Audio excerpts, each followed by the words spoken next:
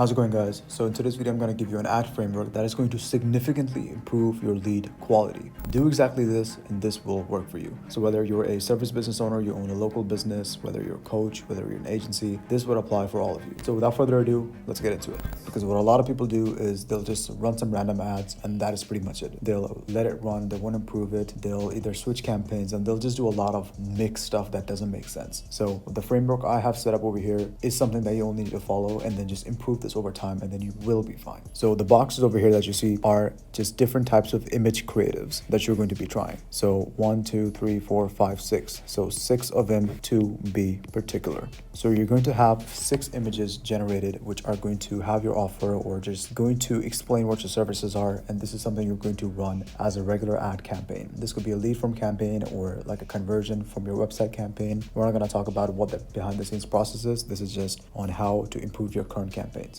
So you're going to run 6 creatives and then you're just going to let them run for a week, see how they perform, maybe even 2 weeks, see how they perform. And then the only thing with image creatives is that the quality sometimes isn't always good, especially if the setup is simple. If it's just a Facebook form to like a website, quality is sometimes fine. However, if you're taking them through a VSL funnel, then the quality might be better. But images are usually something that gets more leads because it's easy to read. It's easy to identify within seconds if this is something that worked for this person or not, and they'll click on the button. So in that regards, image creatives are very, very good. Now, let's say within these 6 ones you were testing out, the 6th one is performing the best. So this one over here is performing the best. So now what we'll do is we're going to create a video version of this creative. Whatever the different elements or different things you used within this creative, like another key point is like all of these have to be different. They can't just be like the same image with a couple of tweaks. Just try to make sure like all of these are like very different, like have different wordings, different messages, maybe even different designs, and just like test them side by side. Now,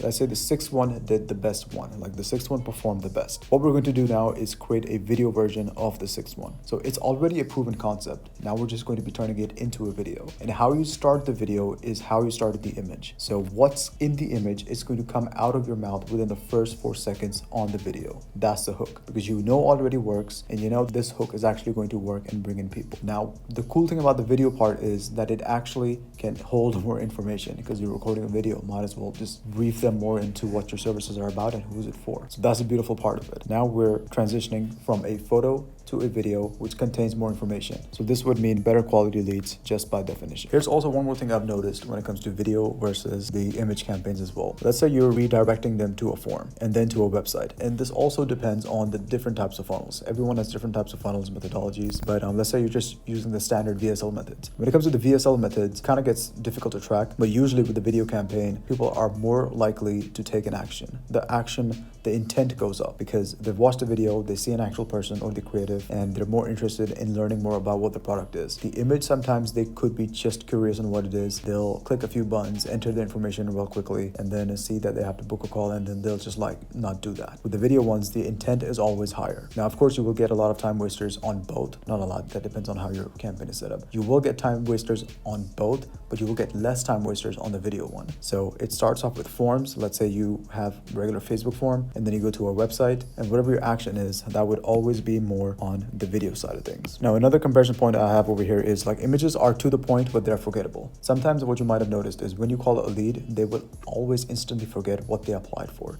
Especially if you do it like at least within like 5 hours or a day, like they're just, they don't remember it. So you have to kind of like jog their memory on what they applied for so they can get at least some sort of resemblance of an offer, so they can at least think of something on what they applied for. Compared to a video, they're more likely to remember, and the lead quality of course would always be better. So more likely to remember because videos are just better likely to remember. Like you probably remember some memes that you watched 2 years ago to this point. Now ads are of course different, but ads compared to the video are definitely more likely to remember, especially if it's you yourself on the video and you're calling them. Then of course like the voice might sound familiar to them as well, but that's only if you're calling them yourself. But yeah, videos are always more likely to be remembered. So this is something that could save you time super easy. So instead of just creating video campaigns and just starting off right off the bat, which you can if you have a lot of experience within the field, within your industry, you've been doing ads for a long time. But if this is your first time and you haven't done ads at all in the past, or ads just have not been working for you, I would try this exact method. Start off with 6 different creatives, put like $50, $20 behind them, see which one performs the best, and turn that one into a video creative. And it doesn't mean you have to close this one off. Like this one doesn't always just need to be turned off. Like you could perhaps, let's say this one performs the best, this one performs second best, this one's performed the third best. The fourth, fifth, and the sixth, like these can be turned off. Like these ones can be turned off. So these ones can be turned off. So you can let this one run, you can let this one run, and you can let this one run. And then also you have another one active over here. So if this one is already performing, there's no point of turning this off, because the only reason we're creating the video one is because we know that this is a proven method.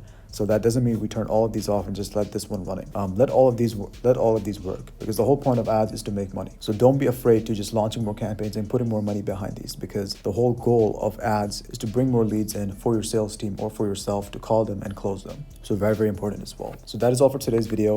And if you do need a one-time setup fee, or if you do need my team to take care of your ads and also your content, there's a Calendly link right in the description below, which you can use to get on a call. Also, make sure to subscribe for weekly uploads just like this. And also, one last favor is to like the video. I'll see you in the next one.